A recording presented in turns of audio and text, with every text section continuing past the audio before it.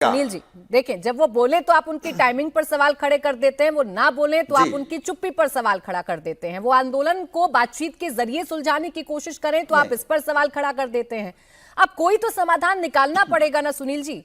आपको भी अच्छा नहीं लग रहा होगा कि हमारा देश का युवा किस तरीके से आंदोलन कर रहा है, कितनी परेशानियों से जूझ रहा है। आपको भी अच्छा नहीं लग रहा होगा, आप भी चाहते हैं कि कोई समाधान निकले, और उस समाधान के लिए सरकार बार बार कह रही है कि आइए हमसे बातचीत करिए, हम सॉल्यूशन की तरफ आगे बढ़ेंगे।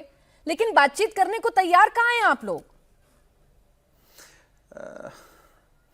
देखिए, सवाल ये नहीं है प्राची जी, एक तरफ जागा हुआ देश है और एक तरफ प्रधानमंत्री जी का, बीजेपी सरकार का अहंकार है।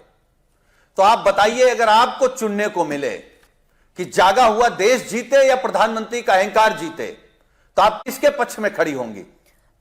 मैं तो देश के पक्ष में या अहंकारी एक प्रधानमंत्री के पक्ष में? देश के पक्ष में खड़ी, लेकिन मैं ये जानती हूं, स्वाभाविक है, हम सब देश के पक्ष में खड़े हैं। देश इस वक्त सरकार चलाएगी, और सरकार अगर फैसला ले रही है, संवाद का रास्ता अगर अख्तियार कर रही है सुनील जी, तो क्या ये अच्छा नहीं होगा कि विपक्ष भी सरकार का साथ दे जी? क्या ये अच्छा नहीं होगा कि विपक्ष भी गतिरोध खत्म करके कम से कम एक पहल तो करे, ताकि हमारे देश के युवा जो सड़कों पर हैं वो अपने घर वापस लौट जाएं, उनको परेशानी ना हो और उनको एक स्वच्छ सिस्टम मिल जाए? देखिए प्राची जी, हम लोग और हम लोगों के साथ साथ पूरा देश प्रधानमंत्री जी को तीन तीन मौके दे करके, इसका मतलब बड़ी उम्मीद की होगी कि कुछ बदलाव होगा।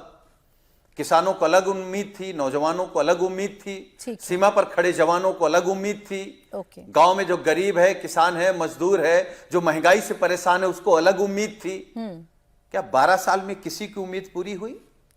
क्या 12 साल में इस देश की एक भी उम्मीद पूरी हुई? चलें ठीक। तो अगर एक भी उम्मीद पूरी नहीं हुई तो ऐसी नकारा सरकार इस देश को नहीं चाहिए। तो ये जागा हुआ भारत ये कहिए ना फिर सुनील जी, सीधा कहिए हुई कि सरकार को बर्दाश्त नहीं करेगा। हटाना है, समस्या के समाधान से ज्यादा नजर इस बात पर है कि सरकार को कैसे हटाया जाए। सीधे सीधे खुलकर कहिए। आप भी राजनीतिक दल हैं, सबके राजनीतिक हित होते हैं, स्टूडेंट्स के आड़ में छिपकर क्यों कह रहे हैं? सीधा सीधा कहिए कि भाई सरकार को हटाना है। प्राची जी, जी जी, हमारे नेता आदरणीय अखिलेश यादव जी ने देश के सबसे बड़े सदन में, लोकसभा में खड़े होकर के इस बात को कहा है बड़े मन के साथ, ठीक है, कि यह आंदोलन न समाजवादी पार्टी का है, न कांग्रेस का है, न बीजेपी का है जी। ये देश के करोड़ों नौजवानों के भविष्य की बात है। चले, आपकी चिंता, आपकी शंका, सरकार से उम्मीद कर रहे हैं। थोड़ी देर में भारतीय जनता पार्टी की प्रवक्ता हमारे साथ नहीं नहीं, सुन लीजिए, सुन लीजिए, अरे सुन लीजिए, सुन लीजिए, अरे हमारी सुन लीजिए, हमारी सुन लीजिए। आप इस सरकार से उम्मीद करते हैं जो बेटियों के कपड़े फड़वा रही हैं, इस सरकार से उम्मीद करते हैं जो बेटियों को किस तरीके से डंडे मरवा रहे हैं, सर फड़वा रहे हैं, हाथ पैर तोड़वा रहे हैं। जब सरकार तो से खाना पे प्रतिबंध लगा दिया, अभी तो इंटरनेट काटा था। फिर तो आपके पास एक मौका है कि आप चर्चा में शामिल होकर एक्सपोज कर बिल्कुल दीजिए बेईमानी सरकार को। भाई जब आपको पता है कि सरकार सुनेगी ही बेईमानी नहीं, तो नहीं है, ये जागा हुआ बैठे हैं, ये बेईमानी है। रुक जाए, अब रुक जाए सर, मैं सवाल का जवाब ले लेती हूँ। अनंत विजय जी, आपने हमारे विपक्ष की बातें सुनी, विपक्ष के साथ साथ अब स्टूडेंट्स की भी बातें सुन रहे हैं। एक मांग है जो नॉन नेगोशिएबल है, और वो मांगे शिक्षा मंत्री का इस्तीफा हो। क्या ये बात मानना सरकार के लिए इतना मुश्किल नजर आ रहा है अनंत विजय जी? देखिए प्राची जी, मैं इस बात का हामी हूं, और पहले दिन से इस बात का हामी हूं कि लोकतंत्र को भीड़ तंत्र में नहीं बदलना चाहिए। भीड़ चाहे किसी की भी हो। अभी सुनील जी बहुत आक्रामक होकर आज बात कर रहे थे। सुनील जी के साथ हमने सैकड़ों डिबेटें की हो, इतना आक्रामक और इतना हौसले के साथ और कन्विक्शन के साथ बोलते हुए आज सुनील जी को मैंने पहली बार सुना। अच्छी बात है, विपक्ष में इस प्रकार का आत्मविश्वास आना अच्छी बात है। विपक्ष पर इन युवाओं का भरोसा नहीं था, तभी तो कॉकरोच जनता पार्टी बनी ना। अगर समाजवादी पार्टी, कांग्रेस और आरजेडी और तमाम विपक्षी दलों पर युवाओं को भरोसा होता तो इनके मंच पे इनके साथ खड़े होते। अब स्थिति उलट है। स्थिति यह हो गई कि युवा खड़े हैं और ये लोग पिछलग्गू बन के चाह रहे हैं कि किसी तरह से इस आंदोलन में शामिल हो जाएं। तो खैर आपने बिल्कुल सही कहा, ये इनकी राजनीति है, इनको राजनीति करनी चाहिए, लेकिन मैं इस बात का पक्षधर हूं और लोकतंत्र में ऐसा हुआ है।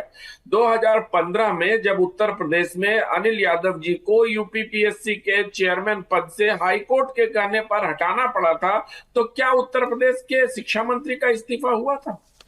मैं सिर्फ ये कहता हूं प्राची जी कि किसी भी मंत्री को उसके पद पर रखने का अधिकार सिर्फ और सिर्फ प्रधानमंत्री का विशेष सेवाधिकार है, और ये संविधान ने उनको वो अधिकार दिया है, prerogative of the prime minister, ये संविधान में लिखा हुआ है। तो एक भीड़ के, एक आंदोलन के दबाव में आकर किसी मंत्री को हटाना, मुझे लगता है ये कॉन्स्टिट्यूशनली भी उचित नहीं होगा।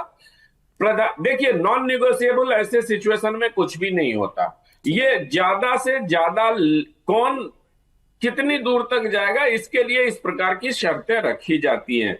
अब देखिए, अब 3 की जगह 5 शर्त आई, कुछ शर्तें जो थी वो नॉन नेगोशिएबल से थोड़ा डाइल्यूट हो रही हैं।